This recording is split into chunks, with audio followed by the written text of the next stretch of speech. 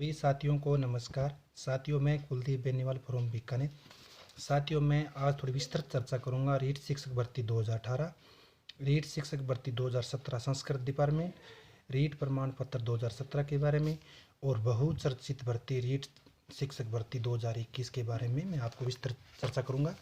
साथ में एडिशनल के मामले में 2021 के मामले में भी थोड़ी चर्चा करूंगा और प्रश्न विवाद रीट 2021 के मामले में भी मैं थोड़ा आपको विस्तृत बताऊंगा। साथियों, सबसे पहले मैं बात करता हूँ रीट शिक्षक भर्ती 2018 की। जैसा कि साथियों आप सभी को विदित है कि माननीय जोधपुर न्यायालय में सिंगल बेंच में कोर्ट नंबर 5 में 25 जनवरी को इस मामले में सुनवाई हुई और कोर्ट ने 28 जनवरी तक संबंधित सारांश या डॉक्यूमेंटरी आर्ग्यूमेंट जो लिखित में सबमिट करने थे उसका समय दिया था, जो समय आज 28 जनवरी 2022 को शाम तक सबमिट करवा देंगे। उसके बाद अभी तक फैसला रिजर्व है। उसके बाद जब भी जज साहब को उपयुक्त समय लिखेगा, फैसला लिखा जाएगा, उसके बाद वो अपने हिसाब से रीओपन कर देंगे।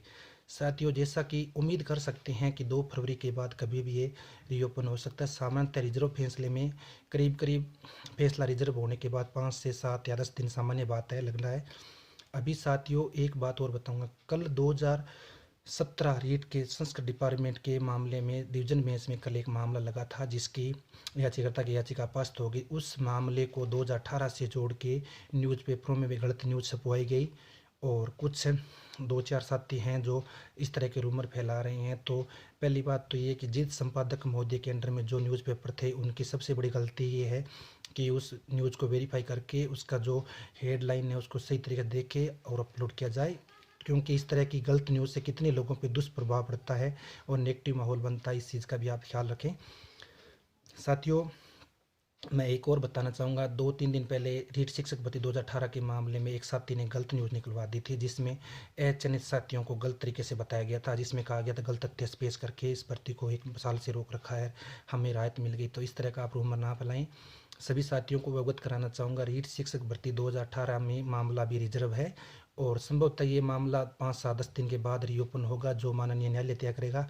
हम इसमें ज़्यादा टिप्पा टिप्पणी नहीं करना चाहते। जो भी संबंधित ऑर्डर में अपलोड होगा, जो संबंधित ऑर्डर जो कोर्ट की तरफ से पेश किया जाएगा, वो मैं आपको बाद में बता दूंगा। अब साथियों, रीट शिक्षक भर्ती 2017 का एक मामला कल डिवीजन बेंच में था। उसमें राजस्थान सरकार ने 9 जनवरी 2020 के एक मोहम्मद असलम जी के नाम से जो सिंगल बेंच का जजमेंट था उसको चुनौती दी थी, जो कल अपास्त हो गया है। अब साथियों मैं बताना चाहूँगा, ये संस्कृत डिपार्टमेंट का मामला था और विज्ञान गणित का मामला था। इसमें कल डिवीजन बेंच में ये आदेश पारित हुआ है कि सिंगल बेंच में रिक्त पद भरने के आदेश को डिवीजन बेंच ने अपस्त कर दिया है।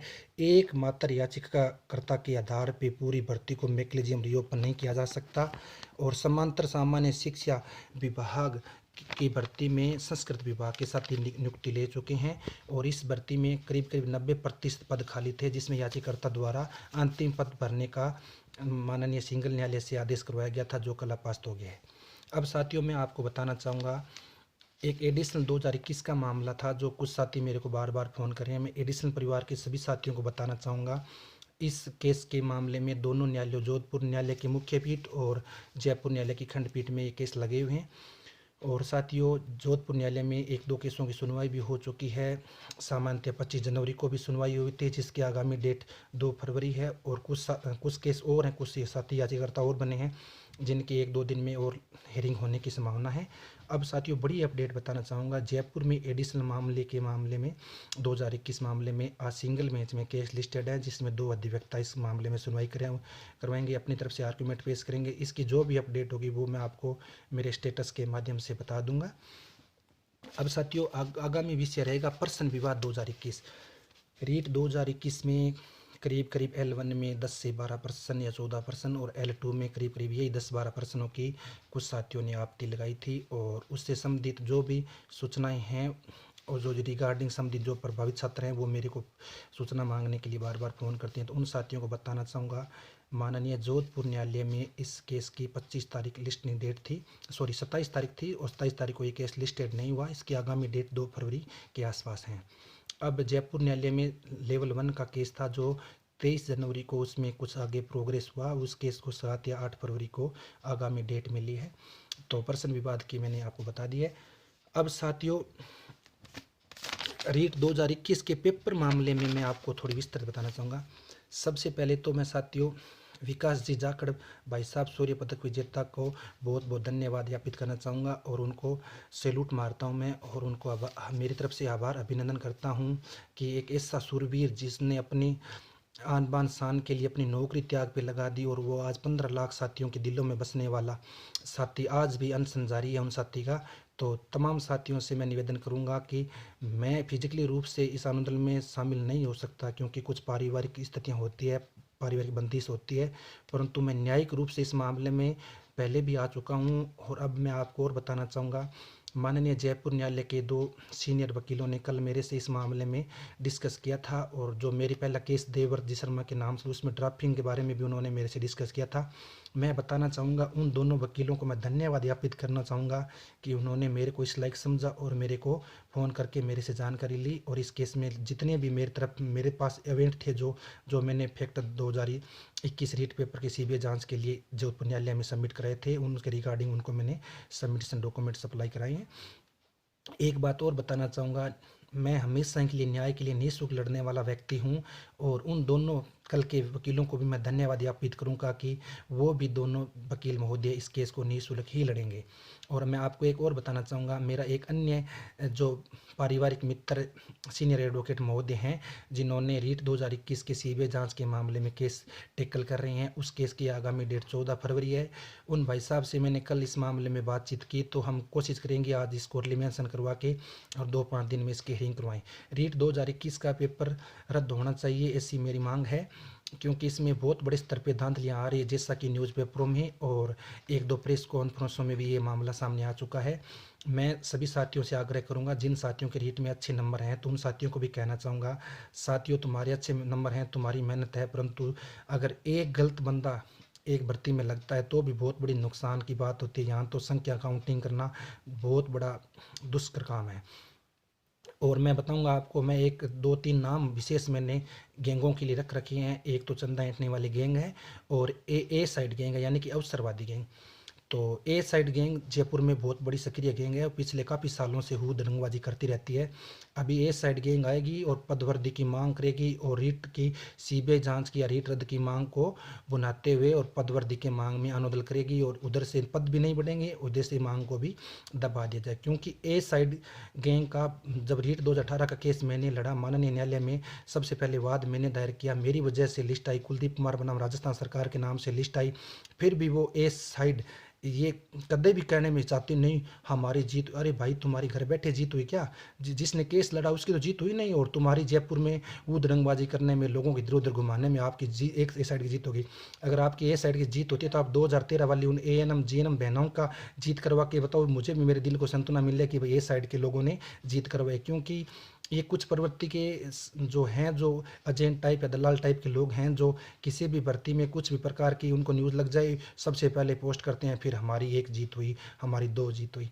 जो रियल में साथी पीड़ित है वो न्याय करने के लिए, जो न्याय मांगने के लिए जो लड़ रहे हैं, वो कभी गोपनीय बातों को शेयर नहीं करते, और ना हम इन चीज़ों को शेयर करने में ज़्यादा इंटरेस्टेड हैं, क्योंकि हमें कोई नेता नहीं बनना है। और एक बात और बताना चाहूँगा, न्याय के लिए हमेशा ये लड़ता आया हूँ, आगे भी लड़ूंगा, क्योंकि 2021 रीट पेपर मामले में सीबीआई जांच के लिए दूसरा केस लगाने वाला मैं व्यक्ति था, जिसने देवव्रत शर्मा के नाम से सीनियर वकील को उतार के याचिका लगाई। साथियों, एक बात और बताना चाहूँगा, मुझे 2021 से कोई लेना देना नहीं था, पर इतना बड़ा अन्याय हुआ तो चुप रहना भी मैं कहाँ पॉसिबल था। क्योंकि साथियों, मेरा रीट 2018 भर्ती में चयन लगभग संभावित है। अगर नहीं होता तो मैं कोई एक 3rd ग्रेड या 2nd ग्रेड नौकरी के बस में नहीं बैठा हूँ, मेरे पास मालिक की दया से सब कुछ है, और मैं ठीक है न्याय के लिए मांग कर रहा हूँ, न्याय मांगना कोई बुरी बात नहीं है, और मालिक का आशीर्वाद रहा तो मैं 2018 वाली भर्ती में नियुक्ति भी लेके दिखाऊंगा। और साथियों, एक मैं और बताना चाहूँगा, रीट शिक्षक भर्ती 2018 में जो रीट शिक्षक भर्ती के लिए जो प्रमाण पत्र था, रीट प्रमाण पत्र 2017, उस प्रमाण पत्र के लिए कुछ साथी मेरे से बार बार संपर्क में कॉल वगैरह से पूछ रहे हैं। उन साथियों को मैं बताना चाहूँगा, आज साथियों रीट 2017 का प्रमाण पत्र की वैधता बढ़ी होती अगर ये साइड के दलाल लोग नहीं आते। क्योंकि एनसीटी और जो सीटेट वालों ने सब ने लाइफ टाइम कर दी, और एमएचआरडी के नोटिफिकेशन को भी राजस्थान सरकार एकमात्र सरकार है जिसने नहीं माना, क्योंकि ए साइड सेक्टर का दबाव था, उसकी वजह से उनकी अनदेखी करके 3 साल की गई। अब मैं आपको जो रीट प्रमाण पत्र 2017 की वेतन बढ़ाने की इच्छुक साथी है उनको मैं कहना चाहूँगा, आप कदापि चिंतित ना हो। इस केस को मैं टैकल कर रहा हूँ। मैंने 2 वकील उतार रखे हैं, एक सीनियर वकील है, एक जूनियर वकील है, एक 2000 बैचमेट का सीनियर वकील है और एक 2014 बैचमेट का जूनियर वकील है।